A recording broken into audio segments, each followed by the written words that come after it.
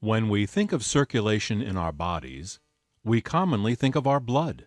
We think of the veins and arteries that transport it, and the heart that beats to move it through our bodies.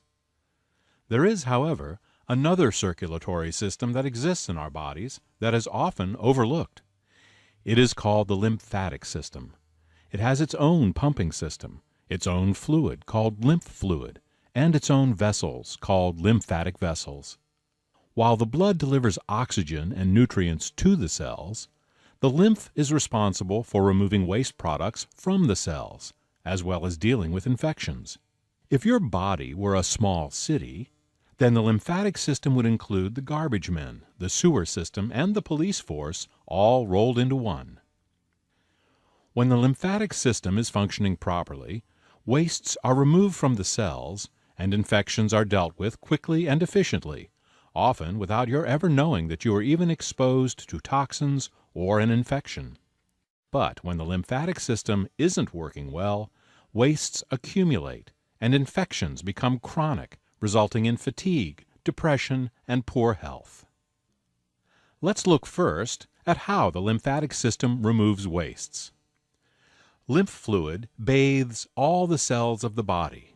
Think of lymph as a slow-moving river, washing away the waste products created in the normal functioning of our cells. After cleansing the tissue, the lymph fluid is then transported through a series of tubes called lymphatic vessels, then through specialized glands called lymph nodes, and other lymph organs before it finally rejoins the general circulation. While you cannot see a lymph vessel, like you can see the blue veins on the insides of your arms, or feel the flow of lymphatic fluid, like you can feel the blood pulse through the arteries of your wrists, you can occasionally feel a swollen lymph node in your neck when you are feeling under the weather. While you may only feel a few swollen lymph nodes in your whole life, you have an estimated 100,000 of them throughout your body. There are also about 5.5 gallons of lymph fluid inside you. This means that you have nearly 3 times as much lymph fluid in your body as you do blood. Let's look more closely at the lymph nodes. They are found throughout the body, with clusters in the groin, neck, armpits, and intestines. Inside the lymph nodes are special white blood cells called lymphocytes that produce antibodies. Antibodies attach to infectious microorganisms so that the rest of the immune system can recognize the infection and destroy it. Without antibodies, our immune system would be blind and wouldn't know what to attack. There are 100,000 small generalized lymph nodes in the body where the lymphocytes and antibodies are held. In addition, there are a few larger lymph organs with special functions. The first specialized lymph organs we will talk about are your tonsils. When you get a sore throat, what you are feeling is often diagnosed as tonsillitis. You are born with 3 pairs of tonsils, but many people listening to this program no longer have their tonsils. As late as the 1970s, 1/3 of all operations performed in the United States under general anesthesia were for the removal of tonsils.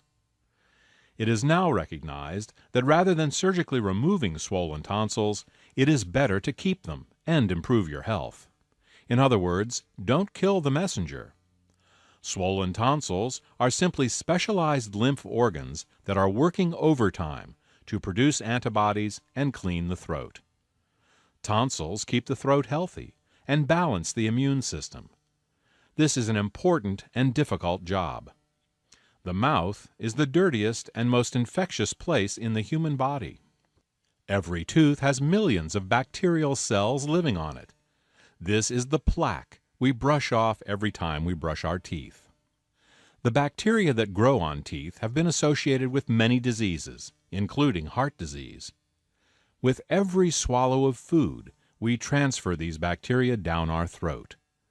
Now, the stomach has acids to kill these bacteria, but the throat must continually deal with this bacterial onslaught. It is the tonsils that come to our defense. While there are some extreme cases where chronically infected tonsils must be surgically removed, modern medicine is now of the opinion that this should be avoided if at all possible. The second specialized lymph organ we will talk about is the spleen. Its job is to filter foreign substances out of the blood, such as the billions of worn-out red blood cells that die naturally every hour. The spleen also stores red blood cells and releases blood to the body in case of extreme blood loss. Many people believe that it is the liver that filters the blood.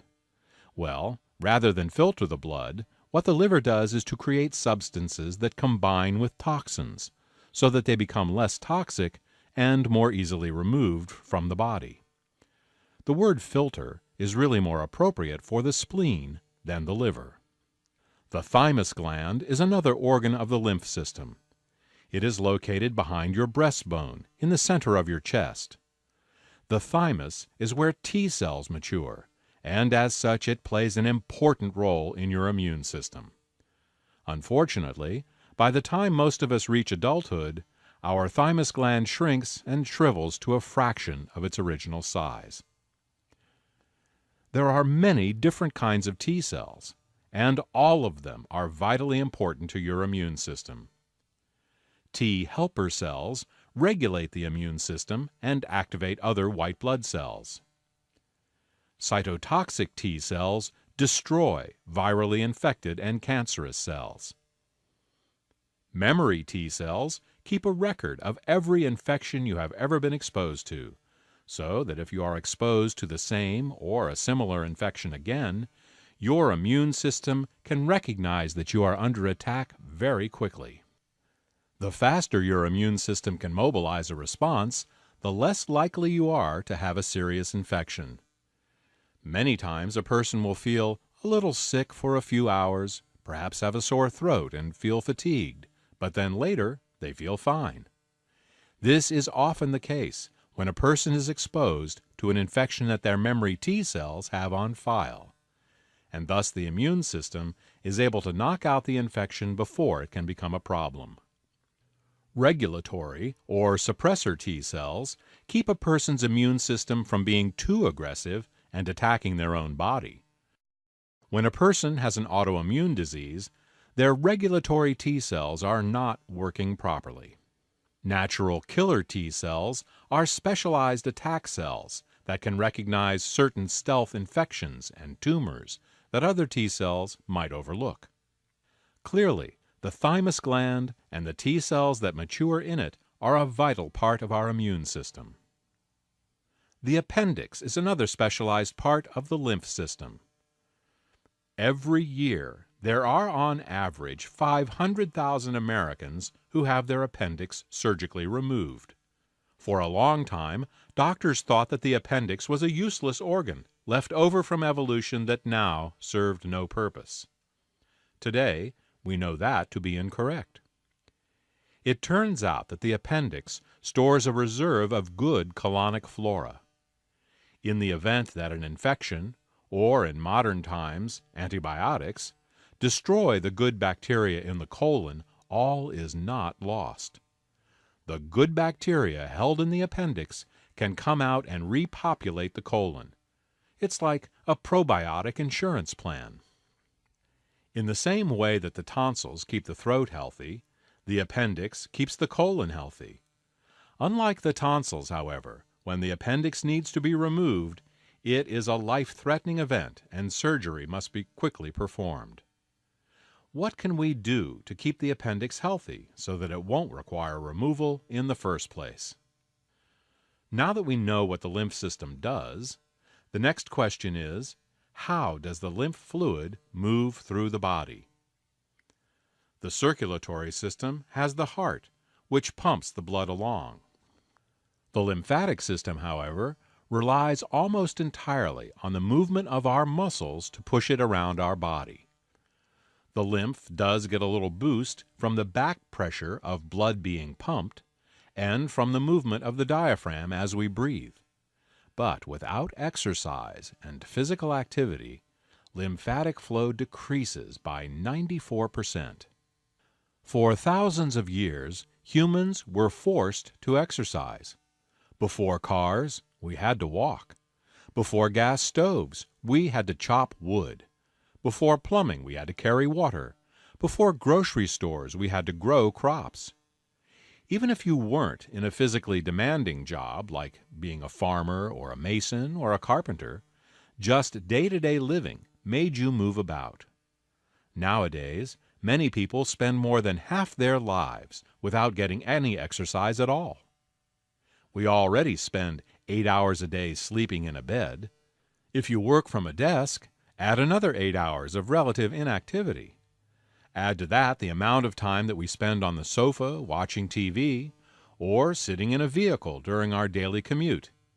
It is apparent that the average American now spends the vast majority of his or her time in a state of physical inactivity. While being relieved of the back-breaking manual labor that made up much of pre-industrial existence has certainly been a blessing in many ways, it has also had a negative effect on our bodies. We are meant to move, and without movement, the fluids of our bodies become stagnant, specifically our lymph fluids. This is one of the many reasons that exercise is important for our health. When you see little kids rocking their legs in a chair, this is because they instinctively want to move their lymph. Unfortunately, this behavior is not encouraged in most schools. If you have a sedentary desk job, get up every few minutes and move about. It's good for you. Try to include at least 5 minutes of movement in every hour of your waking day.